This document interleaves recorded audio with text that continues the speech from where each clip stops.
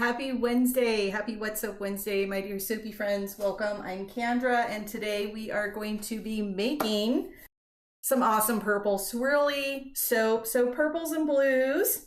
Let me first explain to you what anti-alkanet is, because everyone asks me that. So anti-alkanet is what I call purple, specifically a blend I came up with that you don't use alkanet to create. Now, why on earth do you want purple without alkanet? We love alkanet. Yes, we do. And Ann George has fantastic alkanet. But before I found Ann George's alkanet, I spent years and years and years of my soapy life not getting purple out of alkanet. And it drove me nuts. See, I didn't even curse there. So I made my own blend and I called it anti-alkanet because, well, it made me laugh and I love to laugh anytime we can. So there we have it, anti-alkanet. This soap we are making today is a blend of madder root and indigo in order to get the purple. So the custom request, and this is a custom order, was for purple and blue. There are links down below if you have any questions about anything I'm going over, including the anti-alkanet masterclass live replay. So go check those out. But let me flip the screen over and we will look at all the ingredients we're using.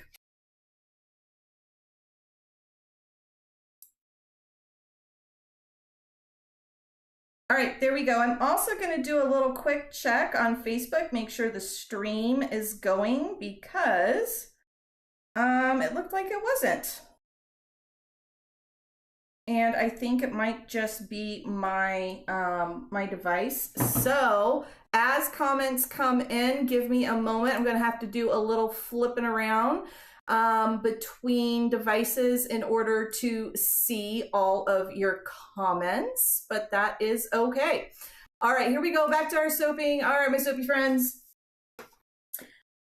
This customer always requests the coolest soap mixes or additives in her soap, including, I posted over on the Facebook event for this a picture of the first time she requested the calendula in with the indigo, and I thought for sure I'd get green tinges. Didn't. Got fabulous denim blue. It was really cool. So let's go over everything we've got here.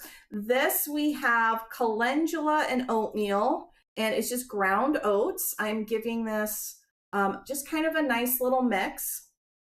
In here, we also have some honey, and it's kind of smeared around all over the bottom. I had warmed it up so it would be a little runnier. It's since cooled down, so I'm actually going to just pop this back in the microwave for about 30 seconds while we go over everything else. So I do want that nice and runny while we talk about, while we blend everything up. Next up, we have some patchouli and orange essential oil, and it smells divine. This is a madder root slurry I prepped for us yesterday. That will help turn our blue purple. For the blue, we have an indigo decoction. Then we have our lye solution, and I have some extra water that we're going to use to balance out the weight of our 2 portions after we split it. So we're also going to be splitting the soap into 2 portions. I'll be using this mold. I just have a basic divider down the middle, and we're going to do a little Taiwan swirl with it. So yeah, let's go ahead and get started and make up our soap. A honey beet.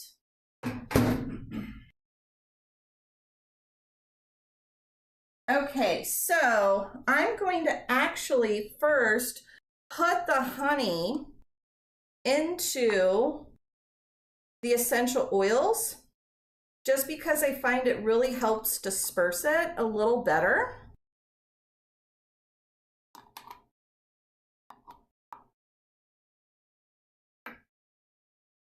Okay. Just keeping things cleared out and out of the way. Then Yeah, see, that blends up so well. I'm also going to use the essential oils to hydrate the oats and the calendula. So honey, when you add honey to your soap, it adds all those wonderful sugars that will provide a lot of lather boost, which is fantastic. But it also, all those sugars can also cause overheating. So you have to be careful. And what I'm a little bit concerned about today is we have honey, we have oats, sugars and proteins in there.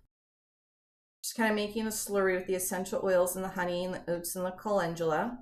And another thing that accelerates trace for me is indigo. So we have all sorts of accelerating ingredients and lots to worry about as far as this getting carried away as we go through and make our soap. Next up, see, I'm just going to slurry this really well. So since we have so many additives, kind of leveraging them to my advantage to use them to hydrate each other. Next, I'm going to add in the indigo decoction. So this is kind of like a tea. It's a maceration with heat and time and water to strain.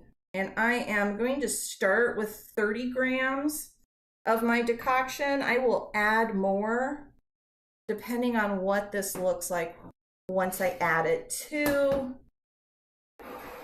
the oils.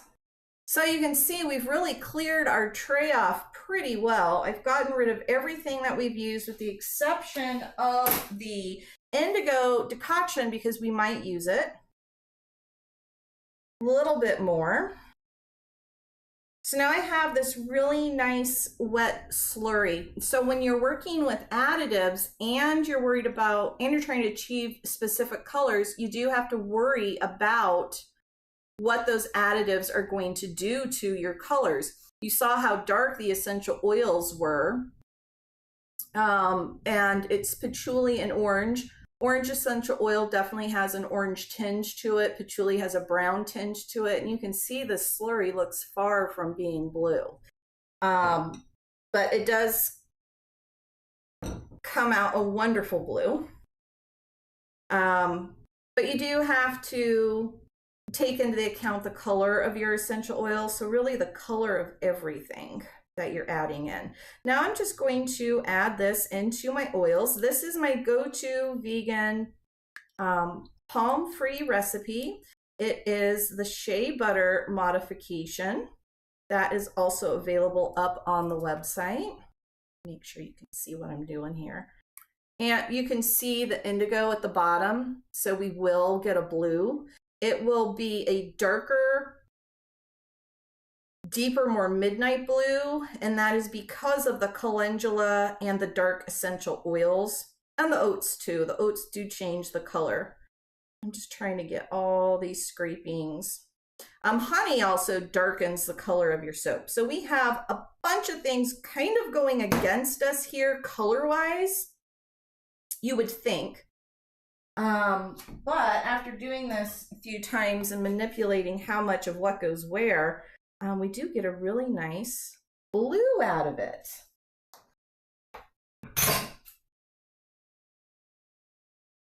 I am just going to give this a burst with the stick blender just to make sure all of the oats and the calendula are nicely dispersed within the oils.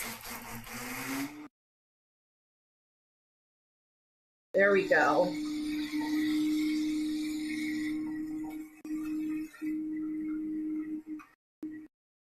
Right, fingers crossed we don't overheat once we add the sodium hydroxide. Moving this cord out of the way here. Okay. That is so dark and beautiful.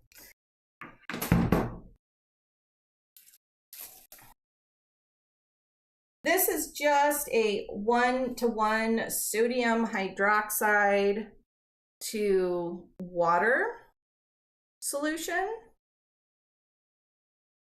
And everything here was at room temperature as far as all the additives go, with the exception of the honey, which we just warmed up to a liquid state.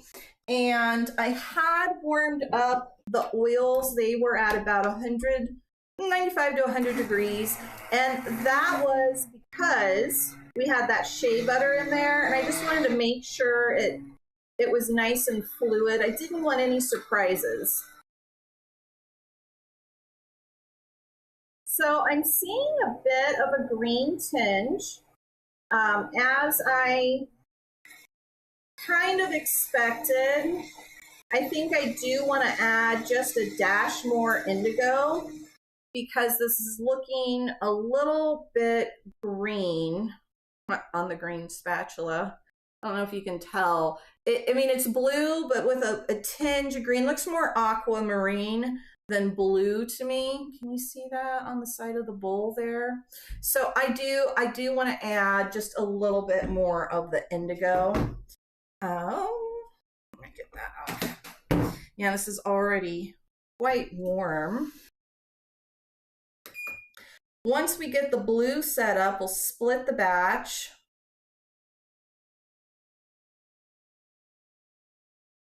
And then make the purple side.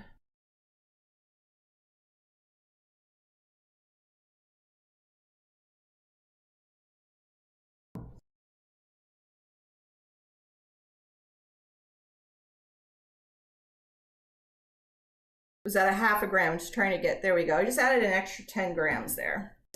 Okay. Let's disperse that.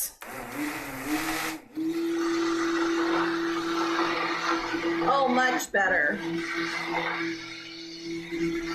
So I still have a bit of a teal tinge due to the calendula and the essential oils, but that will mellow out as the soap sets up and the indigo further blooms. But I can just tell by the darkness on the side of my bowl here that I'm looking good. It looks more blue than green.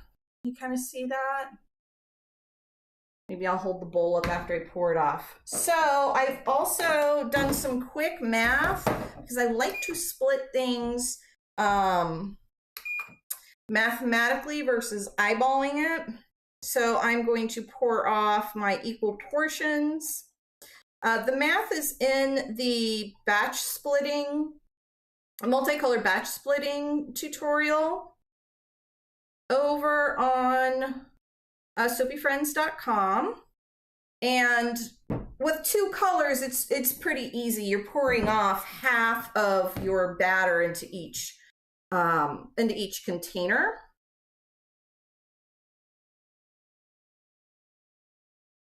But when it gets a little more complicated and you want to do, you know, a third, maybe a third and a quarter and a fifth, and we did on the Friendiversary video, we did a soap that split in a more complex manner than a 50-50, and that's really where the worksheet comes in, but I still like to run the math just to make sure I get everything just right.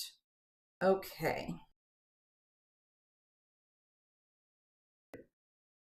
And there, you can see the color in there, so it's kind of, it looks like it has a green tinge to it, but it's definitely more blue than it is green, and it was much greener before I added that extra indigo. Let me just wipe my hands off real quick here. All right, so here we have two batches of soap. One of them we're going to keep blue. The other one we're going to turn purple. And I am going to add a little bit more water to the blue one to equal the weight of the madder root that we're adding, which is why I'm going to do this on the scale here so I can weigh as I go. I'm probably going to use all of this. Maybe, we'll find out. And this is just my standard madder root, 1% usage. And I'm just going to stir until I can start seeing some of that color. So I'm just kind of eyeballing it to make sure. And the reason why we might use all of it is because that's the amount I would normally use, assuming I didn't have any of the other color changing additives, the essential oils, the honey, and that calendula in here. So I'm just going to kind of keep an eye on it and not assume I want to add all of it. I might end up with a smidge less. I might end up with a smidge, well, not a smidge more because I didn't make extra, because I know I won't need extra. But we might not use that last little bit there, or maybe we will. We're getting some lovely, I know it's so hard to see, it's so dark.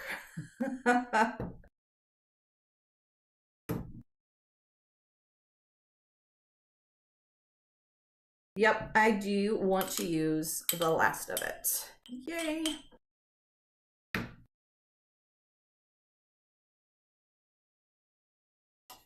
Alrighty.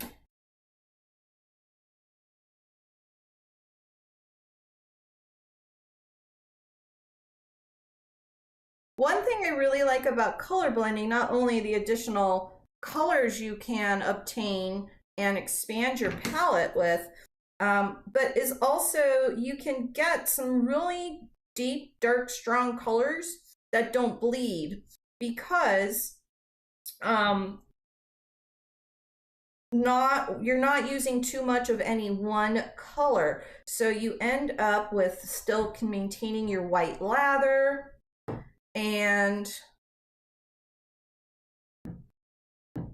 not staining your washcloths, all that good stuff. Okay, so we ended up having 30 grams in there, additional stuff, so I'm adding a little extra water in here. I don't have to, but I want to keep my two colors as kind of even as possible here. So this extra water wasn't required. Okay, so now when I stick blend, I'm going to first do the blue. And then to not contaminate, and this grape, this is going so, I love this recipe, it's so well behaved. But as I was saying, I'm stick blending the blue first, and then so I won't contaminate my stick blender, I will then do the purple, because the purple has blue in it. And let me tell you, you will be so surprised at how pretty and how different these colors are once the soap's set up. Okay.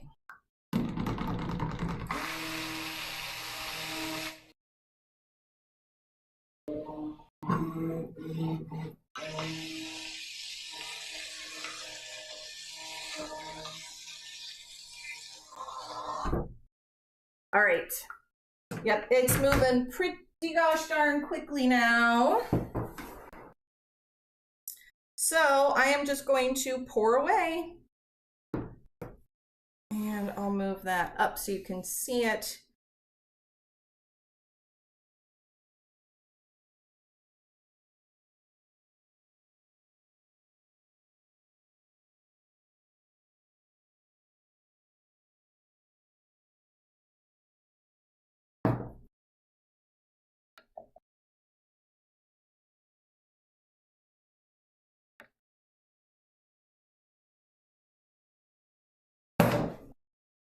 My divider is just simply a piece of cardboard, nothing fancy there. I don't have a divider that I reuse. I'm not sure if you could make one with any piece of firm plastic if you wanted to.